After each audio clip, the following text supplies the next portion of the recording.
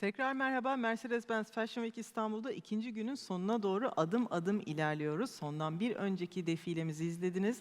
Oldukça ışıltılı, bir o kadar elegan kostümlerin tasarımcısı çok sevgili Çiğdem Akın yanımızda. Ve aynı şekilde konuğu da ünlü moda yazarı ve moda eğitmeni demek herhalde daha doğru olur. Ümit Temurçin. Hoş geldiniz diyorum. Hoş bulduk. Çok mersi, hoş bulduk. Gerçekten mükemmel bir koleksiyon izledik. 15. sezonda en istikrarlı isimlerden birisiniz ve bu zamana kadar görmüş olduğumuz belki de bu zamana kadarki en ışıltılı, en böyle sanki bir Stüdyo 54 havasında böyle bir yerlere gitmişiz gibi geldik. Koleksiyonu da ayine. Biraz çıkış noktasından bahsedelim. Dünya kendi düzeninde sürdürürken hayatını diyeyim, o kadar heyecanlıyım ki. Ya bunu söylemeden geçemeyeceğim. Yüksek Çok enerji özür buradan da dilerim. hissediliyor. Harika. Yani konuşmaya başlamadan önce ifade etmek istiyorum. İlk kez dijital bir ortamda, dijital bir Mercedes Fashion Week yapıyoruz. Evet.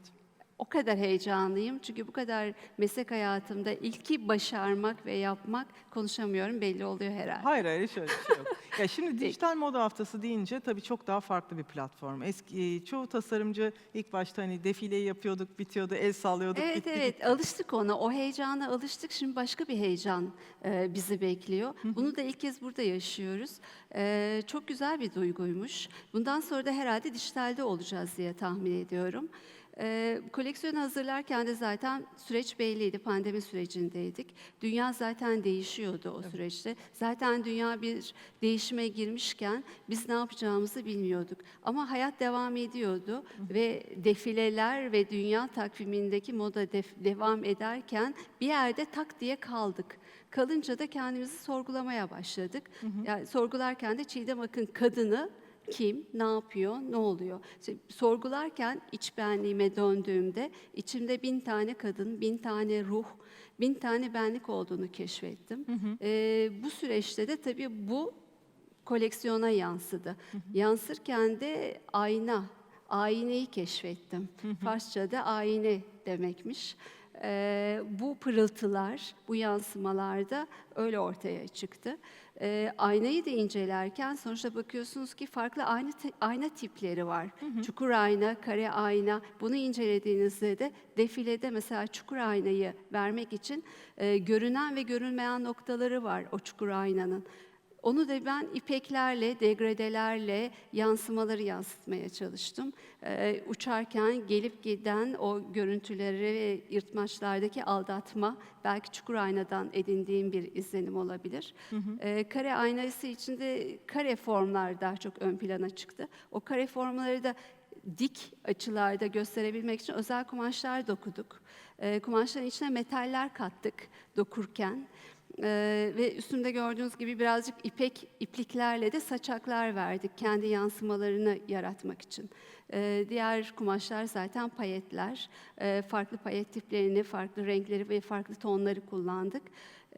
Ayine öyle doğdu bu süreçte. Çok ciddi bir işçilikten bahsediyoruz. Yani aşırı komplike atölye çalıştırmanın bu kadar zor olduğu bir dönemde bu sorunların üstesinden nasıl geldiniz?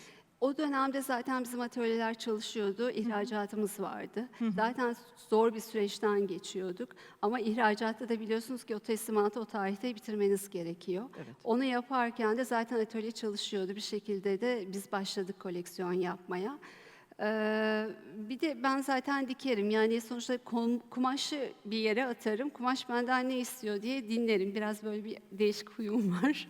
Daha interaktif bir yaratım süreci. Bir de belki yaratıcılık oradan geliyor. Hamurla heykel yapmayı, çamurla oynamayı ya da resim yapmayı, 3 boyutlu oynamaktan zevk alıyorum. Bütün parçaları da bu süreçte zaten kendim diktim diyebilirim. Yani ilginç bir süreçti. Tamamen el işçiliğinizin de bu durumda maksimuma ulaştığı bir koleksiyondan bahsediyoruz. Yani şu an baktığım, gördüğüm her şey çok ciddi, üstünde çok ciddi bir emek görüyorum ben. ilk Yani etapta. o kumaşlar mesela tek tek dikiliyor. İşçiliği çok önemli orada, o boncukların bazı birleşim noktaları. Bir de müşteri kitlem var, öyle de konuşmak lazım belki yurt dışında. O casual şıklığı görmek istiyorlar. Anlıyorum. Yani evet bir şık ama bir casual'lık var. Saati yok, zamanı yok, değişik benlikler taşıyor içinde, volümler var. Böyle bir ilginç bir müşteri kitlem var, belki onu Bugün içerisinde bunu çok konuştuk ama artık sizce zamansızlık yeni trend mi olacak? Bir trendlere saplanıp kalmayacak mıyız? Ya da ne bileyim beğendiğimiz bir şeyi artık bunun sezonu geçti deyip atmayacak mıyız? Daha farklı bir boyuta mı geçiyoruz siz? Zaten bence o boyuta geldik, yani bir süreçten zaten geçtik. Eskiden ben çok, yani büyük bir firmada kurumsal 16 sene çalıştım. Orada daha çok modayı biz yapardık. İşte pantolon boyu 2 parmak bilekten yukarı çıkacak. İşte maxi ise o trend maxi giyilecek ama mini giyilemez. Diz boyun altında ise 2 parmak boy, onu giymek zorundaydın. Ama zaten geçti. Trendlere baktığınızda zaten sezonda 6-7 tane, 8 tane trend gösteriyorlar. Ve siz oradan kendinize uygun koleksiyonu ya da hikayeyi çıkarıyorsunuz. Şimdi baktığınızda fast fashion zaten bir hafta mağazada vitrine bakıyorsunuz, öbür hafta değişiyor, ondan sonraki hafta değişiyor. Biraz tükeniyor orada. Çok. Tükenmenin sonu da herhalde kendimizi bulmayla alakalı, bence zamansızlığa geçiyor. Yeni trend zamansız, sezonsuz. Siz ne diyorsunuz bu konuda? Bence de zaten böylesi zengin alternatiflerin sunulduğu sezonlarda insanlar artık kendi yaşam stillerine göre ve konfor alanlarına göre bir stil belirliyorlar. Bundan da referans alabilecekleri çok farklı mecralar var artık. Sadece gazeteler veya dergiler değil, sosyal medya, influencer veya işte dijital platformda hizmet veren onlarca blog yazarı arkadaşlar var. Stil sahibi olmanın nedenli önemli olduğunu da ortaya koydular. Bunların dışında o perakende devlerinin veya lüks markaların yönlendirmelerin dışında artık herkes kendi tarzında ve kendi yaşam biçiminde o koleksiyonlardan pikler yapıyor, seçimler yapıyor ve sonra gardırobunda karıştır ve yakıştır tarzında yaşam stiline uygun bir zamansız parçalarla yatırım yaptıklarını düşünüyorum. Bu anlamda tabii ki moda tasarımcıları global olarak çok ön plana çıktı. Tekrar bence hak ettikleri değeri daha da görür bir duruma geldi. Özellikle moda haftalarının da bu anlamda dünyada yaptıkları çalışmalarda bunda çok büyük etken. Türk moda tasarımcılarının gelişimini de ben uzun yıllardır elimden geldiğince takip ediyorum ve ben de bir Türk tekstil tasarımcı aktivistiyim. Yani onları her platformlarda desteklemeye çalışıyorum. Çiğdem Hanım da bu anlamda benim özenle ve ilgiyle takip ettiğim çok değerli bir isim. Çiğdem Hanım'ın peki bu koleksiyonunu hani ben daha mesela gösterişli ve ışıltılı buldum. Sizin yorumunuz ne olurdu? Evet, aslında ben de backstage çekimlerinde de bulundum. Sağ olsun Çiğdem Hanım davet etmişti ve gördüğümde çok heyecanlandım. Ve Çiğdem Hanım'ın aslında içerisindeki o farklı duygulardan ve farklı illüzyonlardan, yansımalardan kumaşlarla bu denli bağ kurması ve tabii ki her koleksiyonunda olduğu gibi kendi çizgisindeki kalıpları, kuplarındaki o imza dokunuşları görünce bütünsel olarak çok etkilendim.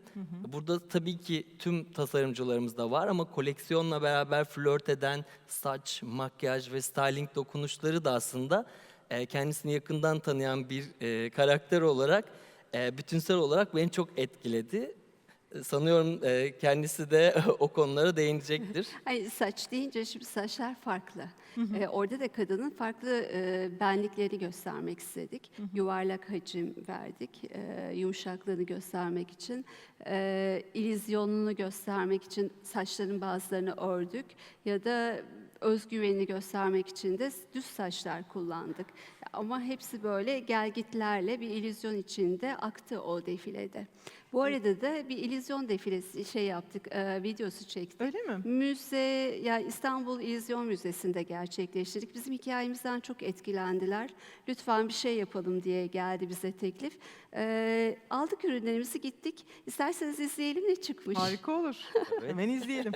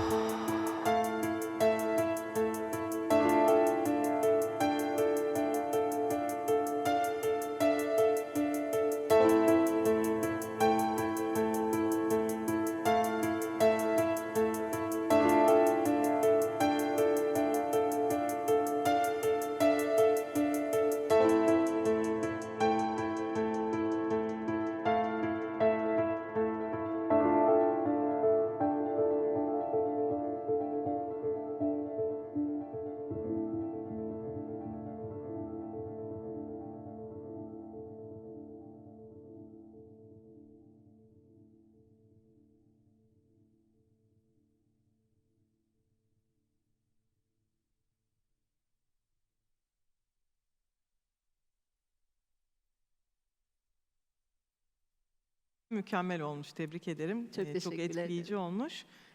Yalnız izlerken bir şey dikkatimi çekti. Tasarımların çoğunda mesela böyle kırmızı halı için yaratılmış parçalar var. Keşke bir davet olsa, etkinlik olsa, Oscar töreni olsa da gitsek, giysek diyebileceğimiz içimizdeki bir eventlere akma ihtiyacını ateşleyen bir durum var. Şimdi bunların hepsi, çoğunluğu en azından ertelendi. Bunları yeniden hayata tutunalım ya da yeniden normalleşelim diye mi ürettiniz? Çünkü çoğu tasarımcı daha böyle streetwear falan filan o tarz şeylere yönelerek daha kar amaçlı koleksiyonlar yaratma yönünde dünya çapında. Siz burada çok güzel parti elbiseleri, işte ne bileyim ben yarı casual ama bir yandan da bir o kadar şık parçalar da görüyorum. Şu da bunun bir örneğidir. Şimdi düğün yok, mezuniyet yok, o yok, bu yok, bir sürü şey yok. Biz moda haftası olarak evrildiğimize göre herhalde düğün dernekte ona göre evrilecek. İşte Ve yaratıcı. yani herhalde herkes evlenecek değil mi? Evlenecekler, boşanacaklar, gezecekler, mezuniyet olacak. Hayat devam ediyor. Evet. Niye şimdi ben kendimi kısıtlayayım? İçimden böyle bir şey geldi. Yansımalar bu. Benim yansımam, sizin yansımanız, herkesin yansıması. Çok doğru. Neden olmasın?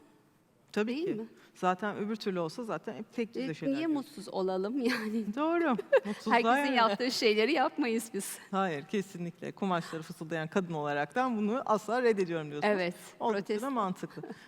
Bir yandan başka bir şey daha sormak istiyorum. Demin içeride konuşurken bedenler üzerinde. Şimdi Evet. kadın bedeni üzerinde farklı tartışmalar var. Beden olumlama son yılların yükselen trendi. Sizin sadece 34 ya da 36 beden çalışmadığınızı biliyorum. Farklı bedenlere de yer veriyorsunuz, öyle değil mi? Benim bedenlerim genelde bedensiz. Her beden giyebilir. Öyle bir sihir var benim koleksiyonda. Bilmiyorum, belki çok ürün yaptığımdan, belki yıllardır çalıştığımdan ya da kupları ve dikişi çok iyi bildiğimden de olabilir. Bunun bir matematiği var. Ben matematiğini keşfettiğime inanıyorum bazı kuplarda. O kuplarda zaten bedensiz ve çok iyi satıyor. Yani bu saç stillerindeki farklı özgürlükleri styling'e yansıtmanız benim kafamda ister istemez bunu çağrıştırdı. Yani her kadına bir şekilde kendinden bir şey bulabileceği ya da kendi Evet. keşfedebileceği bir Bir ayna de- tutuyor sanırım. Evet, bir de özellikle mesela aksesuar kullanmadım. Çünkü bir kadın doğal ve güzeldir. Onu bir aksesuar, yani onun bir aksesuara ihtiyacı yok. Kendi benliğinde bulduğu o güzellikle giydiği güzel kıyafet onu ifade edebilir. Üstüne taktığı değil, kendinden çıkardığıyla kendini ifade edebilir bir kadın. Uzun bir çalışmadan sonra en sonunda defileyi sergilediniz. Hislerinizi alalım. Heyecanlıyım. Her zaman heyecanlıyım. İzleyici olarak nasıl keyif aldınız mı? İlk dijital moda haftamızdan. Ben çok keyif aldım. Özellikle dünyaya açılan çok özel bir vitrin olduğunu düşünüyorum. Tabii ki bu moda haftalarının ticari boyutu da var. Koleksiyonların uluslararası satın almacılarla buluşması, aynı zamanda gerçekten farklı coğrafyalardaki tasarımcıları keşfetme duygusu olan moda takipçilerinin de bizim coğrafyamızın izlerini taşıyan koleksiyonları görmeleri, bizim tasarımcılarımızı daha yakından tanımaları açısından da ben çok heyecanlıyım ve şunu gördüm bir kez daha, uluslararası birçok firmada yönetici olarak çalıştım ve Türkiye operasyonu olarak her zaman biz heyecanlı projeler yapardık. Çünkü kısıtlı zamanlarda büyük işler çıkartırdık. Bu anlamdaki kondisyonumuz çok yüksek. Mercedes-Benz Fashion Week ekibini gönülden tebrik ediyorum. A'dan Z'ye herkesi. Çünkü çıkan çalışmalar kısa zamanda inanılmaz kreatif ve Türkiye'nin farklı coğrafyalarını da içerisine alarak çok güzel bir tanıtıma imza attı. Bu anlamda ben çok mutluyum sonuçlardan. İnşallah gelecek yıllarda bunun ticari güzel dönüşlerini de misli alırız diyorum. İnşallah, hiç şüphesiz. Çok çok teşekkürler. Ben teşekkür ederim. Zaman Her ayırdınız şey ve için bu harika gönlünüze yorum. sağlık. Böylelikle son defilemize doğru adım adım ilerliyoruz. Saat 10'da Nedo Bay Nedret Taciroğlu defilesinde görüşmek üzere.